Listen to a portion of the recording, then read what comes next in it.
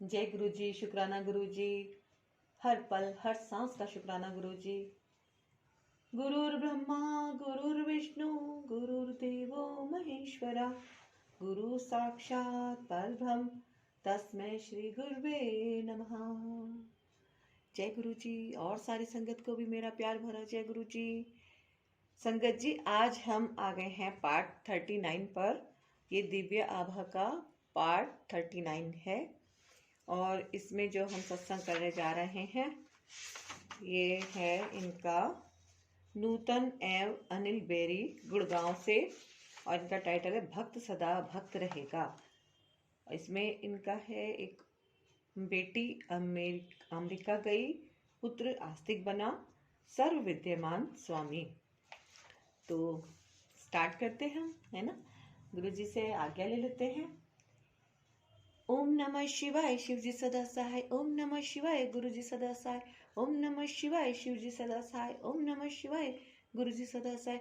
ओम नमः शिवाय, शिव जी सदा सहाय। ओम नमः शिवाय, गुरु जी सदा सहाय। तो संगत जी, स्वागत है आपका हमारे चैनल पर, और जिसका नाम है गुरु जी ब्लेसिंग कल्याण कित्ता। इस चैनल पर गुरु जी हम सब का कल्याण कर रहे हैं, है ना।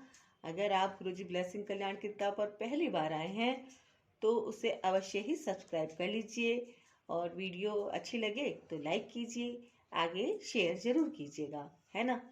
शेयर करने से गुरु जी और लोगों का भी करेंगे कल्याण, क्योंकि करना तो उनको ही है गुरु जी को, लेकिन एक माध्यम वो हमें चुन लेते हैं, और यही एक माध्यम ऐसा है कि हमारे पास अगर वीडियो आई है तो समझो गुरु जी की कृपा से ही आई है, और आगे भी जो वीडियो जाएगी तो गुरु जी की कृपा से ही जाएगी, है ना। तो ये भी हमारी एक छोटी सी सेवा ही है ना।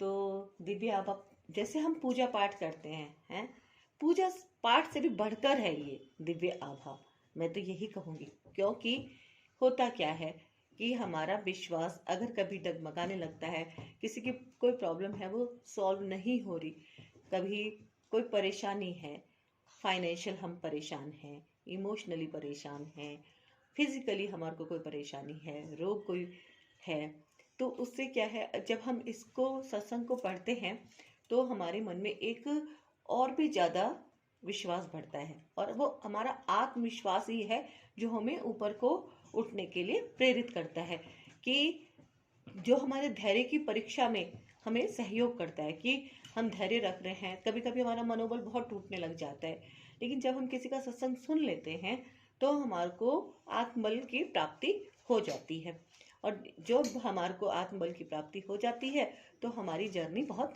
आसान हो जाती है ना। तो इसलिए हमें इसे दिव्य आभा को खुद भी सुनना है और ज़्यादा से ज़्यादा लोगों तक पहुंचाना है। यह भी एक गुरु जी की सेवा है। ऐसी सेवा देकर आप अपना कल्याण कीजिए, दिव्य आभा को सुनिए और सुनाइए, है ना। चलिए हम स्टार्ट करते हैं। जय गुरु जी। और गुरु जी देखो कितना मुस्कुरा रहे हैं, है ना। सब जगह गुरु जी की मुस्कुराहट जा रही है, जब सब जगह गुरु जी की ब्लेसिंग जा रही है। जय गुरु जी।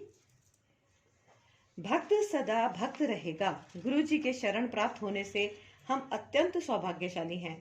हमें उनके बारे में नवंबर 2005 में मेरठ में अपने एक संबंधी की बेटी के विवाह में उपस्थित एक अन्य संबंधी से पता लगा। पिंकी गुरु जी की अनुयायी थी और उसकी अभिलाषा थी कि हम गुरु जी के दर्शन करें। हम उस समय उसने हमें उनके कुछ संस्मरण भी सुनाए। एक शुक्रवार को हम एम्पायर स्टेट से गुजर रहे थे कि गुरु जी का ध्यान आया, किंतु उनके दर्शन किसी अन्य दिन करने के विचार से हम आगे निकल गए। आगे बढ़ते हुए हमने एम्पायर स्टेट के पूरे भवन को भी पार नहीं किया था कि हमारी कार रुक गई। हम आश्चर्यचकित हो गए और गुरु जी के दर्शन पर उनके आशीर्वाद लेने का निश्चय कर लिया। हम आश्चर्यचकित हो गए और गुरु जी के दर्शन कर उनके आशीर्वाद लेने का निश्चय कर लिया। इतना सोचते ही कार चल पड़ी। गुरु जी के स्थान पर हम 7 बजे पहुंच गए, किंतु हमें बताया गया कि वह 8 बजे खुलेगा। 1 घंटे रुकने का सुनकर हमने किसी अन्य दिन आने का सोचा। उसी समय पिंकी आ गई और उसने संगत पर आने का आग्रह किया। उस दिन से गुरु जी की संगत में लगातार आते रहे हैं। गुरु जी के दर्शन करने से पूर्व हम भटक रहे थे, किंतु उनकी दया से अब हम सही मार्ग पर अग्रसर हैं। बेटी अमेरिका गई। हमारी पुत्री रक्षिता को अमेरिका के एक विश्वविद्यालय में MBAS पाठ्यक्रम में प्रवेश के लिए 15 जनवरी 2006 तक पहुंचना था, किंतु उसके दस्तावेजों में कुछ अड़चन थी जिसे न्यायालय से सत्यापित करवाना आवश्यक था, किंतु उस समय न्यायालय शीत अवकाश के लिए बंद थे।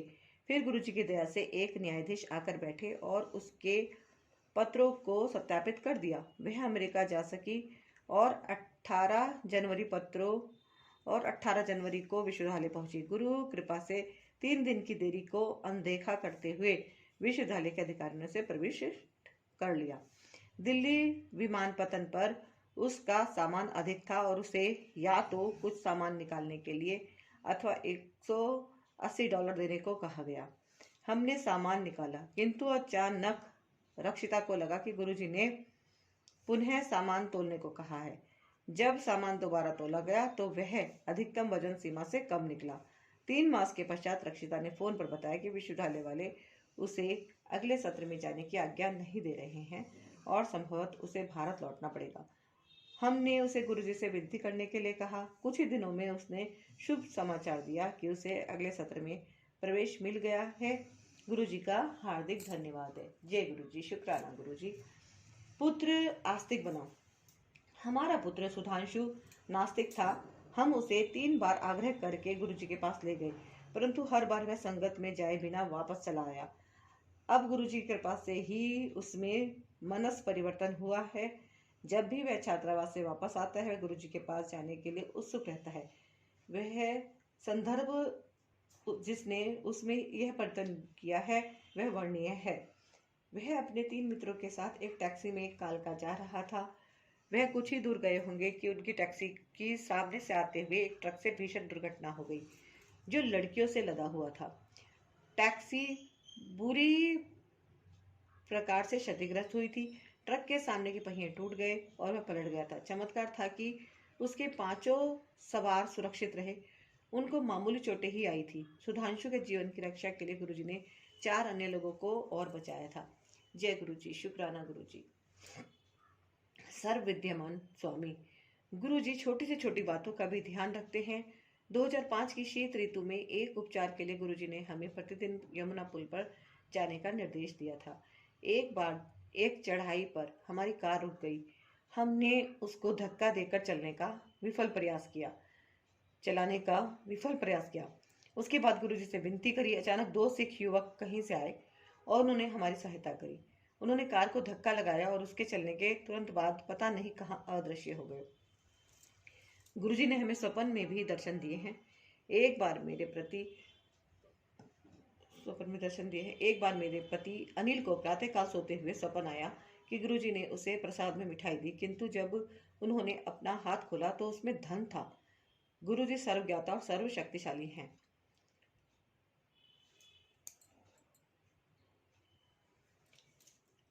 उन्होंने हमारे परिवार और हमारे अतीत के बारे में बताया था। उदाहरणतः उन्होंने अखिल भारतीय आयुर्विज्ञान संस्थान में हुए अनिल की गंभीर शल्य चिकित्सा के बारे में बताया, जिसके कारण वे आज भी जीवित हैं। गुरुजी ने अनेकों असाध्य रोगों का उपचार किया है। उन्होंने कैंसर और अन्य अनेक गंभीर रोगों की चिकित्सा करी है। वास्तव में गुरुजी का उपचार चिकित्सकों की विफलता के पश्चात आरंभ हुआ। गुरुजी की शरण में आने पर स्वाभिमान को नष्ट कर देना चाहिए। उनकी संगत में आए प्रत्येक व्यक्ति को उनके दर्शन के संपूर्ण फल प्राप्त करने के लिए धैर्य के साथ स्वच्छ मन, स्वच्छ हृदय और पूर्ण आस्था अनिवार्य है। गुरुजी का मुख्य उद्देश्य मानवता के कष्टों को दूर करना है। वह बिना किसी भेदभाव के सबका भला करते हैं और सर्व विद्यमान होते हुए भूत, वर्तमान और भविष्य जानते हैं। आनंद और मोक्ष की यह विभूति विद्वानों का अंतिम लक्ष्य है।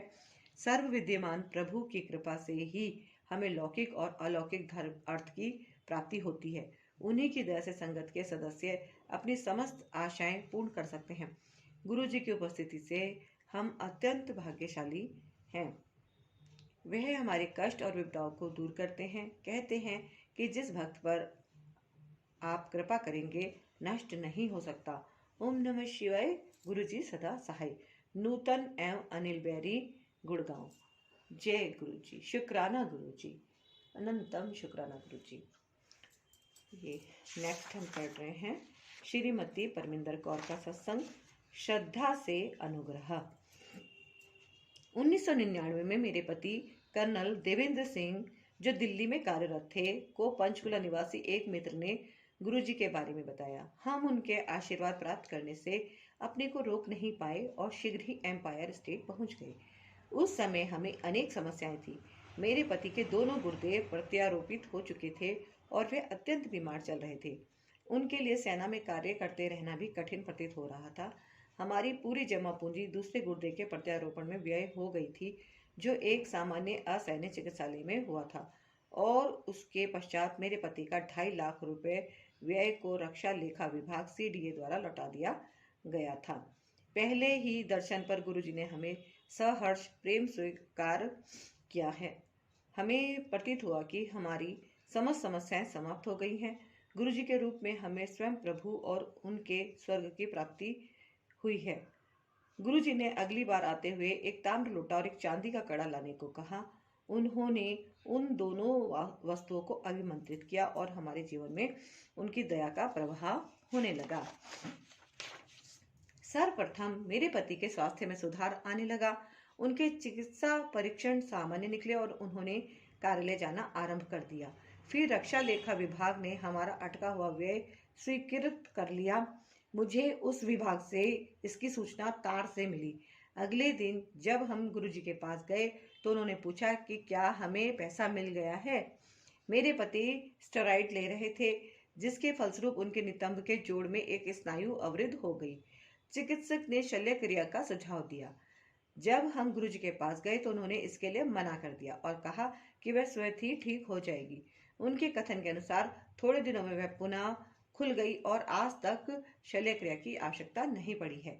मेरे अनुभव के अनुसार गुरुजी को कुछ भी कहने की आवश्यकता नहीं है। अपनी सभा में आए हुए प्रत्येक भक्त की आकांक्षा को वह जानते हैं। उनके साथ अच्छा या बुरा जो भी होता है उसका भी उन्हें ज्ञान है। मेरे एक पुत्र और पुत्री थे, परंतु मैं एक और पुत्र चाहती थी। उनकी संगत में बैठे हुए मैंने इसकी कामना करी। सर्वज्ञाता गुरुजी को इस बारे में पता चल गया। घर जाने से पहले जब मैं आज्ञा लेने उनके पास पहुंची तो उन्होंने कहा, ला झोली कर। वह मुझे अपना दुपट्टा अपने सामने फैलाने के लिए कह रहे थे ताकि वह अपनी कृपा मुझे दे सके। बिना जाने हुए कि वह क्या दे रहे हैं, मैंने उनकी आज्ञा का पालन किया। 6 मास के बाद मुझे अपनी गर्भावस्था का आभास हुआ। इतने दिन तक मुझे इस बारे में कुछ पता नहीं चला कि गुरुजी ने उस दिन मुझे पुत्राशीष दिया था। चिकित्सक भी अचंभित थे। गुरुजी ने हमारी सहायता फिर करी जब कुछ अवांछित तत्वों ने कुछ राजनीतिज्ञों के साथ मिलकर एक भूखंड पर हमारे आधे बने हुए मकान को हथिया लिया। उन्होंने हमें बहुत तंग किया और हम असहाय थे। जब गुरुजी को इस बारे में बताया तो वह बोले कि चिंता मत करो, वह अपने आप चले जाएंगे। उनके इस आशीर्वाद के साथ ही स्थिति में परिवर्तन होने लगा। शीघ्र ही घर की चाबियां हमें दे दी गई। गुरुजी ईश्वर हैं, वह ही हमारे सुख और आनंद के स्रोत हैं। हम उन्हें हृदय से प्रेम और धन्यवाद करते हैं। गुरुजी के पास जो भी श्रद्धा भाव से आएगा उनके अनुग्रह का पात्र बनेगा। श्रीमती परमिंदर कौर। जय गुरु जी, शुक्राना गुरु जी। इसी में हम नेक्स्ट सत्संग लेते हैं। ये है पुनित सिंह गुड़गांव और इनका जो टाइटल है वो है प्रतिपग रक्षा। तो सुनते हैं हम इनका सत्संग। जय गुरु जी, शुक्राना गुरु जी। तेरे कवन कवन गुण कहे कहे गवा, तू साहिब गुनी निधाना।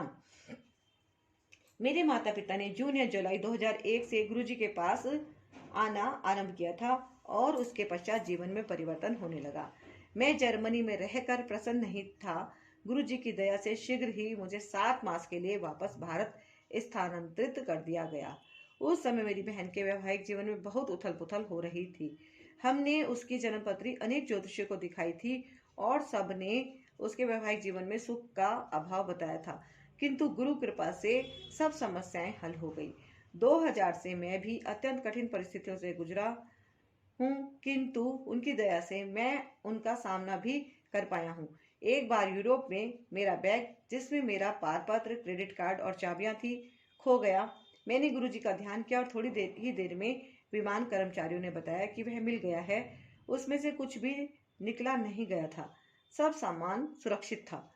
2006 में मैं पाकिस्तान जाकर वहां के सब गुरुद्वारों के दर्शन करना चाहता था, परंतु मुझे वीजा नहीं मिल रहा था। अचानक ही अंतिम समय पर जब मैंने सब आशाएं छोड़ दी थी, वीजा मिल गया। इससे मैं रावलपिंडी जिले में स्थित गुरुद्वारा पंजा साहिब भी जा सका, यद्यपि मेरा वीजा केवल लाहौर जिले के लिए था। पिछले 2 वर्ष सिंगापुर में रहते हुए उनके कार्य संबंधित समस्याएं उठी हैं। अनेक कार्य संबंधित समस्याएं उठी हैं।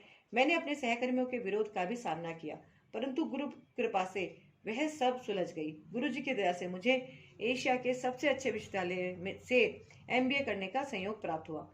वहां पर मैंने कभी प्रवेश पाने की आशा भी नहीं करी थी।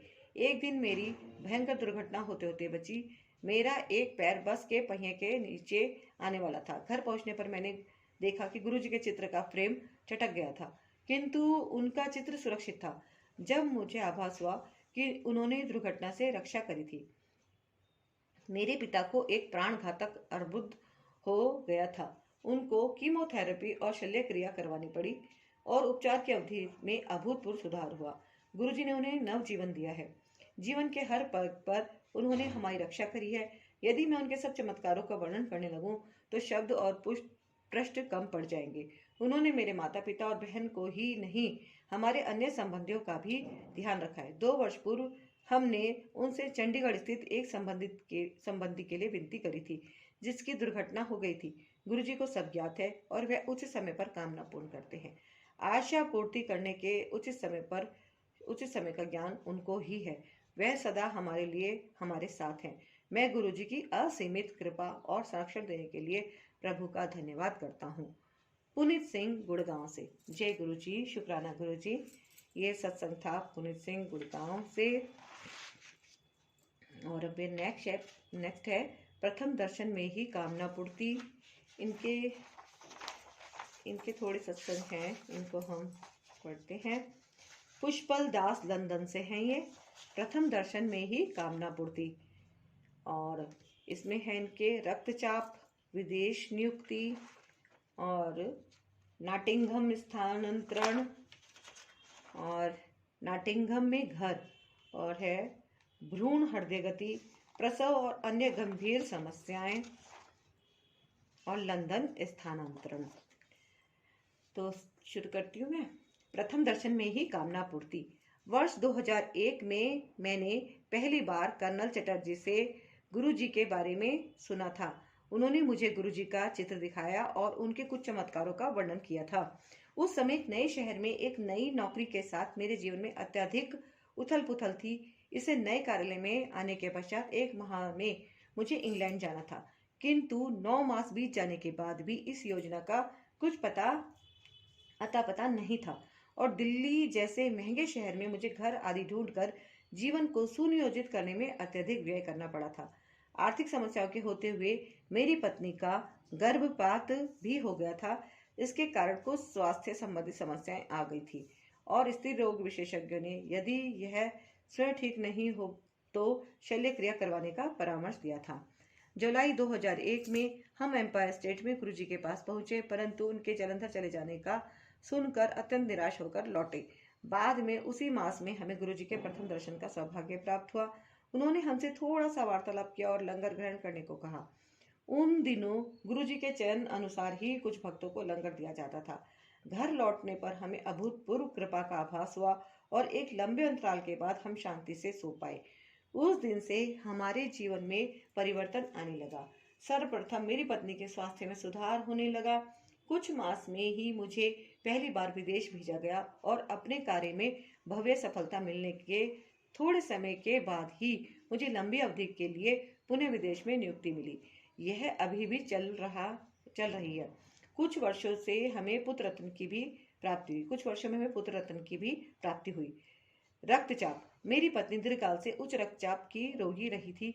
गर्भकाल एवं प्रसव और अन्य संभव दुष्परिणामों से बचने के लिए उसे औषधियां लेना आवश्यक था, क्योंकि जीवन भर ऐसी औषधियों का सेवन अनुचित लगता था बीच बीच में वह इनको रोक देती थी, किंतु रक्तचाप पुनः बढ़ने के कारण उसे फिर औषधियां लेनी आरंभ कर दी। वर्ष 2003 के आरंभ में एम्पायर स्टेट में एक संगत में जब हम दोनों गुरुजी से प्रसाद ग्रहण करने पहुंचे तो उन्होंने हमारे एक रंग के हरे परिधान देखकर व्यंग कसा। फिर उन्होंने मेरे से पूछा कि मुझे विवाह के लिए चंडीगढ़ की यह कुड़ी कैसे मिल गई। मुझे अत्यंत आश्चर्य और प्रसन्नता हुई कि मैं उसे शब्दों में व्यक्त नहीं कर सकता। इस वार्ता का प्रभाव अगले दिन प्रातः मेरी पत्नी के रक्तचाप में दृष्टिगोचर हुआ। उसके जीवन में पहली बार बिना औषधि के निम्न रक्तचाप का परिणाम मात्र 80 था। उस दिन से उसको जीवन में कभी रक्तचाप की समस्या नहीं हुई। केवल गर्भकाल के अंतिम दिनों में कुछ समय तक यह रहा, किंतु ना तो इससे भ्रूण वृद्धि में कोई रुकावट हुई और ना ही निर्धारित समय से पूर्व प्रसव करवाना पड़ा। इस अंतराल में उसने इन औषधियों का सेवन किया और उसके उपरांत बंद कर दी। विदेश नियुक्ति।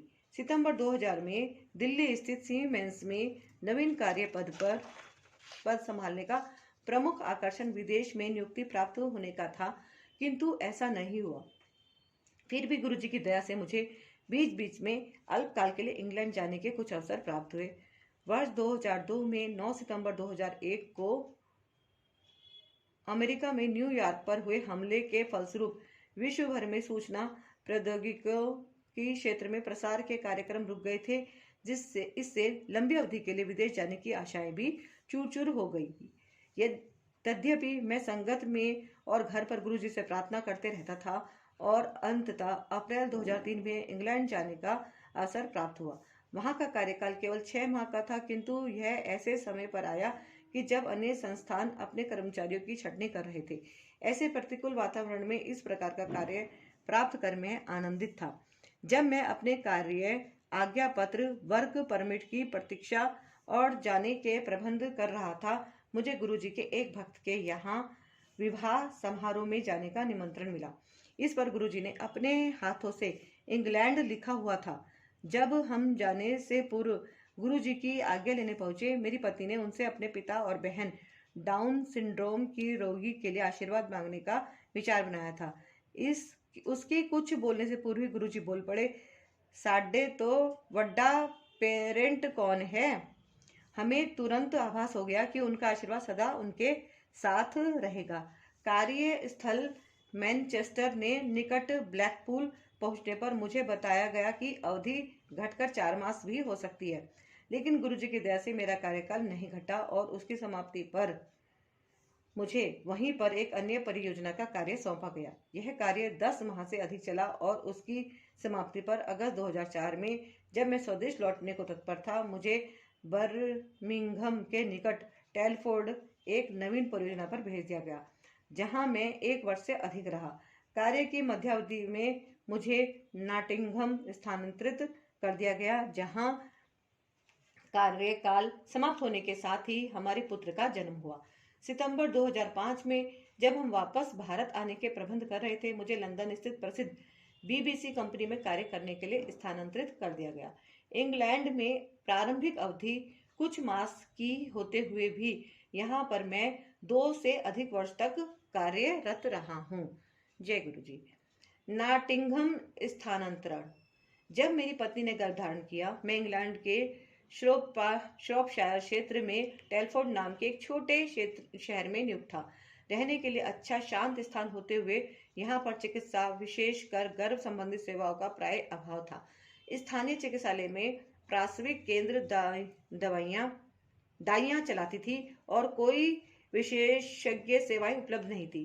गंभीर रोगियों को 16 मील दूर श्रूसबरी स्थित बड़े चिकित्सालय में भेजा जाता था, जहां पहुंचने में आधा घंटे का समय लगता था। टैक्सी का व्यय भी कोई कम नहीं था।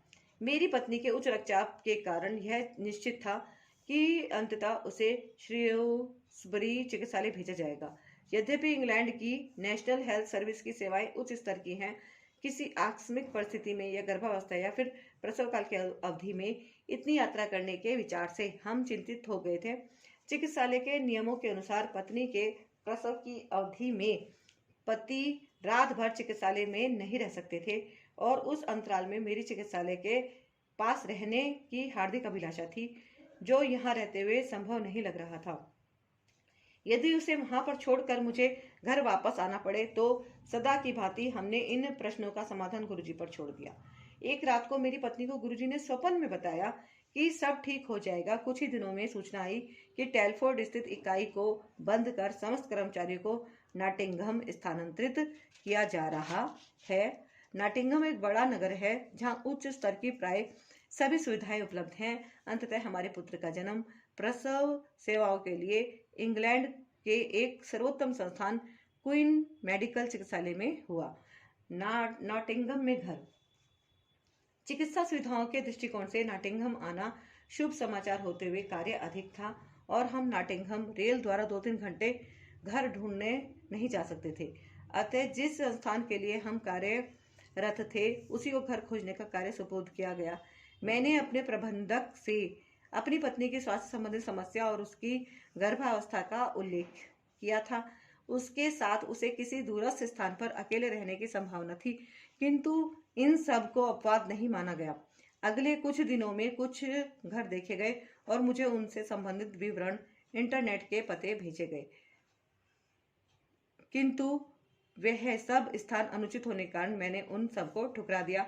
यह सब आरंभ होने से पूर्व मैंने इंटरनेट पर क्वीन मेडिकल चिकित्सालय, जहां मेरी पत्नी का गर्भावस्था में भेज जाने की संभावना थी, के निकट एक अच्छा सा लगता हुआ मकान देखा था। मुझे उस क्षेत्र की थोड़ी सी भी जानकारी नहीं थी, तथापि उसके चित्र और अन्य सूचनाएं अच्छी लग रही थी। उनके आधार पर वहां पर जाकर रहना जुआ खेलने के समान होगा। कोई अन्य विकल्प न होते हुए एकमात्र यही उचित उपाय लग रहा था। अतः मैंने इस संस्थान को बताए बिना और कोई आर्थिक मूल्यांकन कराए बिना उस घर को लेने का निश्चय कर लिया। यह मेरी परियोजना प्रबंधक के निर्णय की अवज्ञा करने के समान था, परंतु गुरुजी का आशय लेकर हम अपने अंतर्ज्ञान पर निर्भर रहे। इंग्लैंड में रहते हुए यह घर सबसे अच्छा रहा है। उसमें सब संसाधन सुचारू और अत्यंत अच्छी अवस्था में थे। क्वीन मेडिकल चिकित्सालय से यह केवल 10 मिनट पैदल और कार से 3 मिनट की दूरी पर था। 10 कर्मचारियों के हमारे दल में अन्य सब सदस्यों को उन सब घरों में जो उनके लिए देखे गए थे गंभीर समस्याओं का सामना करना पड़ा। जय गुरु जी। भ्रूण हृदय गति गर्भावस्था में नियमानुसार परीक्षण करवाने के एक अवसर पर क्वीन मेडिकल चिकित्सालय के गर्भ आंकलन केंद्र में भ्रूण की हृदय गति नापने के यंत्र पर मेरी पत्नी को लिटाया गया था। सामान्यतः यह गति 140-170 रहती थी, किंतु उस दिन वह 200 निकली और फिर अचानक भ्रूण ने कुछ हरकत करी और वह 220 तक पहुंच गई और उसी स्तर पर रही। उस समय तक उपस्थित परिचायिका 200 की गति देखकर कह रही थी कि उच्च होते हुए असामान्य नहीं है। इतनी अधिक गति देखकर वह तुरंत अपनी वरिष्ठ चिकित्सक के पास गई भागी, इस भय से कि भ्रूण पर कोई दबाव पड़ रहा होगा। मैंने गुरुजी द्वारा दिया हुआ उनका चित्र अपनी पत्नी के नितंब पर रख दिया और मन ही मन मृत्युंजय मंत्र का पाठ किया। कुछ ही देर में हृदय गति नीचे चली गई और फिर उसी स्तर पर रही। परिचारिका को अपने वरिष्ठ चिकित्सक के साथ आने तक स्थिति सामान्य हो चुकी थी। जय गुरु जी। प्रसव और अन्य गंभीर समस्याएं। वर्ष 2005 में गुरु जी की कृपा से हमें पुत्र प्राप्ति हुई। मेरी पत्नी का प्रसव काल अत्यंत लंबा और अधिक वेदना से पूर्ण रहा था। औषधियां लेने पर भी एक अवसर पर उसके रक्तचाप का निम्न स्तर 132 चला गया था और वे अर्धचेतनावस्था में चली गई थी। चिकित्सक उस पर आकस्मिक शल्य क्रिया करने का विचार कर रहे थे। फिर गुरुजी से प्रार्थना करने पर उसकी स्थिति और प्रसव सामान्य हुए और कोई अन्य बाधा नहीं आई। स्वस्थ शिशु के जन्म का आनंद अल्पकालीन रहा, क्योंकि उसके रक्त परीक्षण में कुछ अनियमितता बताई गई और उसे मूत्र नहीं हो पा रहा था।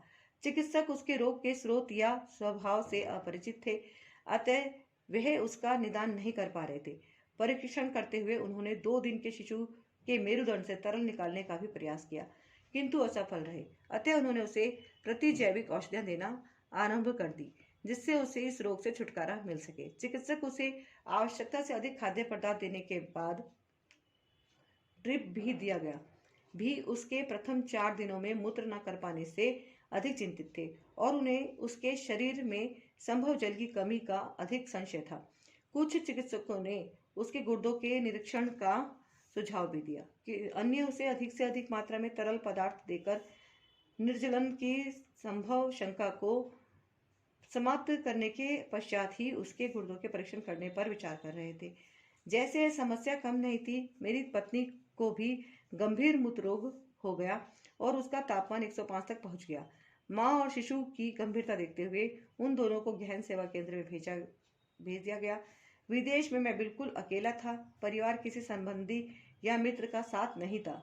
मेरे दल के सदस्य स्वदेश लौट चुके थे क्योंकि परियोजना की अवधि समाप्त हो चुकी थी।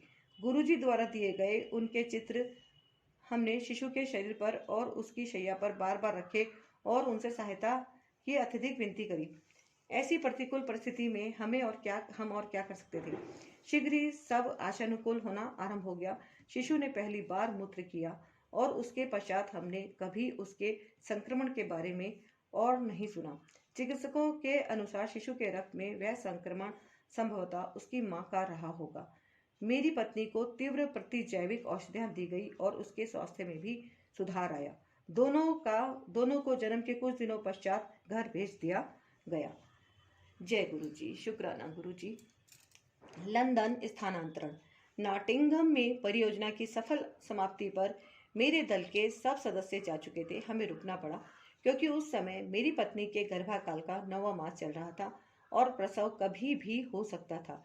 शिशु के जन्म के पश्चात हमने भारत लौटने से पूर्व 1 माह और रुकने का निर्णय लिया। हमें शिशु के 3-4 मास होने के उपरांत ही लौटने को कहा गया क्योंकि वायुयान में उसके कानों को अपरिवर्तनीय क्षति पहुंच सकती थी। भारत में मेरे प्रबंधक ने इंग्लैंड के प्रबंधक से मेरे लायक किसी अन्य कार्य के बारे में बात करने का आश्वासन तो दिया, किंतु मेरी योग्यता के अनुसार अच्छे स्थान पर कोई और कार्य मिलने की संभावना बहुत कम थी।